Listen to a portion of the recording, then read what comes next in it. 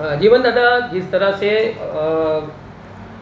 14 तारीख को दिन में अपने मुमरा झील का जो ब्रिज बना हुआ है उसका उद्घाटन करने के लिए माननीय श्री सीएम साहब एकनाथ शिंदे साहब जी यहाँ पे तशरीफ़ लाए थे और उन्होंने अपने हाथों से, और उनके साथ में जितेंद्र अवार्ड साहब भी आए हुए थे। और इस उद्घाटन के बाद ही उसी रात में एमएलए जितेंद्र अवार्ड साहब के ऊपर जो है 354 का मामला दाखिल किया गया बीजेपी महिला रिदा राशिद के द्वारा।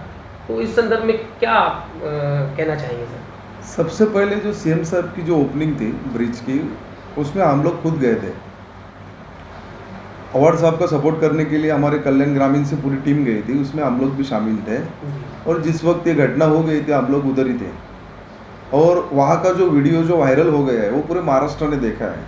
उसमें जो कलम लगाया है पुलिस स्टेशन ने 354 का, वो बहुत गलत तरीके से लगाया है। और लेडी ने जो आरोप किए हैं वो झूठे बेबुनियाद आरोप है, उसका कोई प्रूफ नहीं है। इसी के मद्देनजर रखते हुए जब गुना दाखिल हो गया उसके बाद में सेकेंडरी कोर्ट ने उनको जमानत भी दी गई है। तो सबसे पहले जिस तरीके से सरकार ने साजिश रचकर जो गुना दाखिल किया था उसका हम लोग निषेध करते हैं एज ए राष्ट्रवादी कार्यकर्ता होने के नाते। और अवार्ड साहब जो है हमारे एक ऐसे लीडर है, एक ऐसे योद्धा है जो पराभूत नहीं होते। और आपको भी मालूम है कि जब कोई योद्धा पराभूत नहीं होता तो उसको बदनामी करके हराया जाता है। ये इतिहास में नोंद है। अवार्ड साहब एक इतिहास प्रेमी है।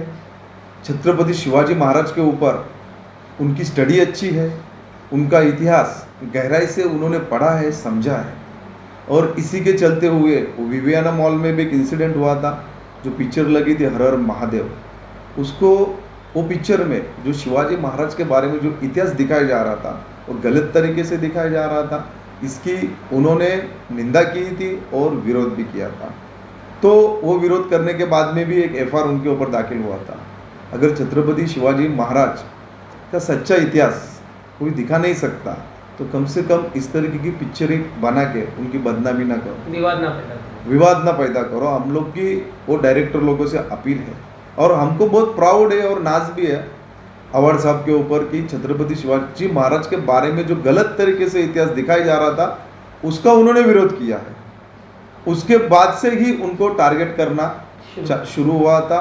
फिर वो ब्रिज के ओपनिंग में जो मसला हो गया वो तो एक बहाना था, लेकिन इस तरीके की साजिश उनके खिलाफ सरकार को रचनी थी। जीवन दादा, 72 घंटों में 2 FIR MLA Shri Jitendra award साहब के ऊपर की गई, जिसमें एक सावरकर नगर वर्तक नगर कुर्ला की थी और कलवा की थी और दूसरी मुमरा की थी।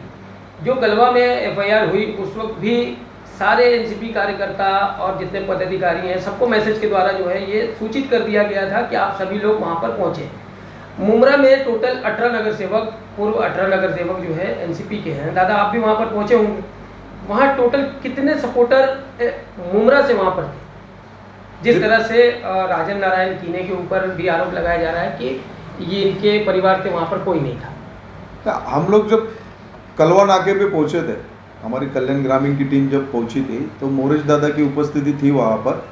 और राजन दादा कीने साहब किसी वजह से आए नहीं, ऐसा उनका भी स्टेटमेंट था। लेकिन 18 नगर सेवकों में से मेरे को बहुत कम नगर सेवकों की उपस्थिति वहाँ पर दिखाई दे रही थी। हालांकि वहाँ पर जो आंदोलन था वो कड़ा आंदोलन था, नारेबाजी जो हो रही थी दोनों तरफ से वो जोरों शोरों से हो रही थी। हालांकि मतलब कुछ भी हो सकता था, लेकिन वो वहाँ के पुलिस को मैं शुक्रिया अदा करना चाहता हूँ कि उन्होंने अच्छी तरीके से वो मैटर हैंडल किया और कोई घटना ऐसी हुई नहीं जिससे लोगों को परेशानी हो सकती थी। एक आखिरी सवाल है, जिस तरह से मुमरा में राजन नारायण कीने के ऊपर एक आरोप लगाया जा रहा है कि रिदा राशिद बीजेपी महिला कार्यकर्ता के साथ मिल करके उन्होंने जितेंद्र अवार्ड साहब के ऊपर एफआईआर दाखिल करवाया, और जिसको लेकर के एनसीपी पार्टी के लोगों ने कल उनके ऑफिस पर प्रोटेस्ट किया और गद्दार है के नारे लगाए।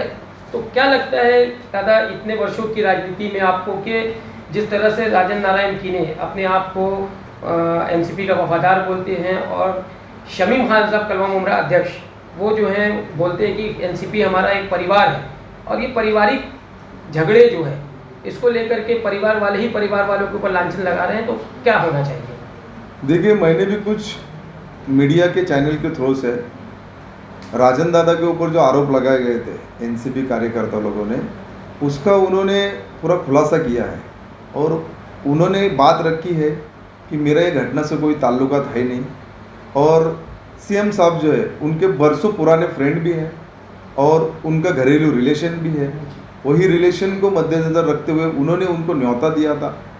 वो ब्रिज के ओपनिंग सेरेमनी में आए थे तो बोले कि अब यही आए हो मुमरा में तो हमारे घर पे आके जाओ, तो उसका उन्होंने सीएम साहब ने मान रखकर वो उनके घर पे गए थे और उन्होंने इस चीज़ का भी खुलासा किया कि जो एफआईआर दाखिल हुआ है मुमरा पुलिस स्टेशन में, वो एफआईआर दाखिल करने में मेरा कोई हाथ नहीं है। और सभी कार्यकर्ताओं से उन्होंने रिक्वेस्ट भी की है कि अफवाहों के ऊपर ध्यान ना दें।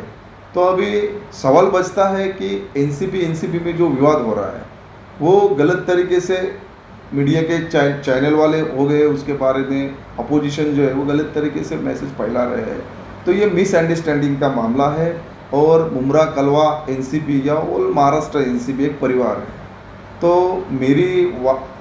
हमारे अध्यक्ष है वहाँ के मुमरा कलवा विधानसभा के शमीम खान जी साहब, तो उनसे मेरी रिक्वेस्ट रहेगी कि ये मसला जो है कार्यकर्ता लोगों को जो मिसअंडरस्टैंडिंग हुई है तो वो जल्द से जल्द मसला कार्यकर्ता लोगों के साथ में मीटिंग करके, राजन दादा के साथ में मीटिंग करके उनको कॉन्फिडेंस में लेके जल्द से जल्द ये मिसअंडरस्टैंडिंग दूर की जाए, ताकि पार्टी की जो छवि खराब हो रही है वो खराब होनी नहीं चाहिए। और अगर ऐसे चलता रहेगा तो इसका फ़ायदा अपोजिशन उठाएगा और फिर मुमरा कलवा में एनसीपी पार्टी जो है वो कमज़ोर पड़ सकती है। तो अभी ये अध्यक्ष के नाते शमीम खान साहब का काम है कि वो ये मसले को जल्द से जल्द सॉल्व करे और जैसा पहला काम चालू था मुमरा कलवा में वैसा काम चालू रहना चाहिए।